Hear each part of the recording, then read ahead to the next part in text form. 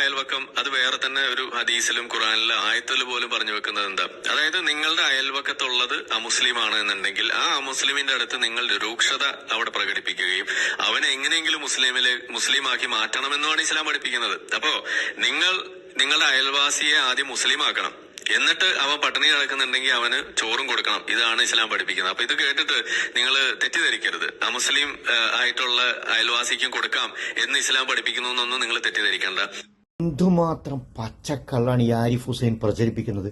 പച്ചക്കള്ളം പറഞ്ഞുകൊണ്ടാണ് മുസ്ലിങ്ങൾക്കിടയിലും ഹിന്ദുക്കൾക്കിടയിൽ ഇദ്ദേഹം വിദ്വേഷം പ്രചരിപ്പിക്കുന്നത്, തമ്മിലടിപ്പിക്കാൻ ശ്രമിക്കുന്നത്. നോക്കൂ, പ്രവാചകന്റെ ഏറ്റവും മനോഹരമായ ഒരു വചനത്തെ വികൃതമാക്കി അവതരിപ്പിച്ച് തമ്മിലടിപ്പിക്കാൻ ശ്രമിക്കുകയാണ് ഈ മനുഷ്യൻ.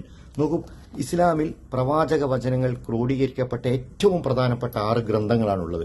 അതിലൊന്നാണിത്. ഇതിന്റെ പേര് സുനനു അബീ ദാവൂദ്. ഇത് 7ാം വോള്യാണ്.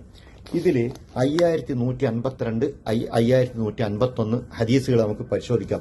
ഈ ഹദീസ് വിവരിക്കുന്ന അധ്യായത്തിന്റെ പേര് ബാബു ഫി ഹക്കിൽ ജിവാർ എന്നാണ്. അയൽവാസിയുടെ അവകാശങ്ങൾ എന്നാണ് അധ്യായത്തിന് പേര് കൊടുത്തിരിക്കുന്നത്. എന്നിട്ട് തൊട്ടടുത്ത ഹദീസ് നബി സല്ലല്ലാഹു അലൈഹി വസല്ലമയുടെ പത്നി ആയിഷ റിപ്പോർട്ട് ചെയ്യാണ്. അവർ പറയാണ് 5151 നമ്പർ ഹദീസ്, മാസാല ജിബ്രീൽ യൂസീനി ബിൽ ജാരി ഹത്താ ഖുൽതു ലയുവരിസന്നഹു. ജിബ്രീൽ എന്ന മലക്ക്, നബി പറയാണ്, നബി സല്ലല്ലാഹു അലൈഹി വസല്ലം, ജിബ്രീൽ എന്ന മലക്ക് എന്നെ അയൽവാസിയുടെ കാര്യത്തിൽ ഉപദേശിച്ചു കൊണ്ടേയിരുന്നു. എത്രത്തോളം എന്നാൽ ആ അയൽവാസി എന്റെ സമ്പത്തിൽ അനന്തരമെടുക്കും എന്ന് ഞാൻ ധരിച്ചു പോകുമ്പോളം. നോക്കൂ, ഈ ഹദീസിനെ പ്രവാചകന്റെ അനുയായികൾ എങ്ങനെ മനസ്സിലാക്കി എന്ന് വിവരിക്കുന്ന ഹദീസാണ് തൊട്ടടുത്ത് 5152 നമ്പർ. അബ്ദുല്ലാഹിബിന് അമ്രുബിന് ലാസ് റിപ്പോർട്ട് ചെയ്ത ഹദീസാണ്. അദ്ദേഹം പറയാണ്, അന്നഹു ദബഹ ഷാത്തൻ, അദ്ദേഹം ഒരു ആട്ടിനെ അറുത്തു. ഫക്കാല, എന്നിട്ട് അദ്ദേഹത്തിന്റെ ഭാര്യയോടോ മക്കളോടോ പറഞ്ഞു, അഹദൈത്തുൽ ലിജാരിൽ യഹൂദി, ഈ ആട്ടിന്റെ മാംസം അയൽവാസിയായ ജൂതന് നീ ഗിഫ്റ്റായിട്ട് കൊടുത്തോ?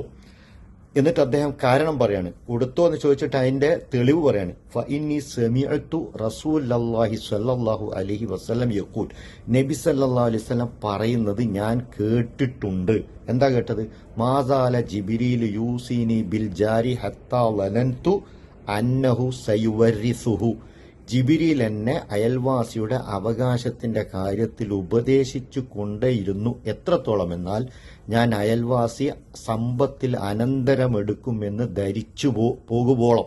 നോക്കൂ, ഈ പ്രവാചക വചനം ഉദ്ധരിച്ചിട്ടാണ് അദ്ദേഹം പറയുന്നത് ആട്ടിന്റെ മാംസം യഹൂദിയായ മനുഷ്യന് കൊടുക്കാൻ, ജൂതന് കൊടുക്കാൻ.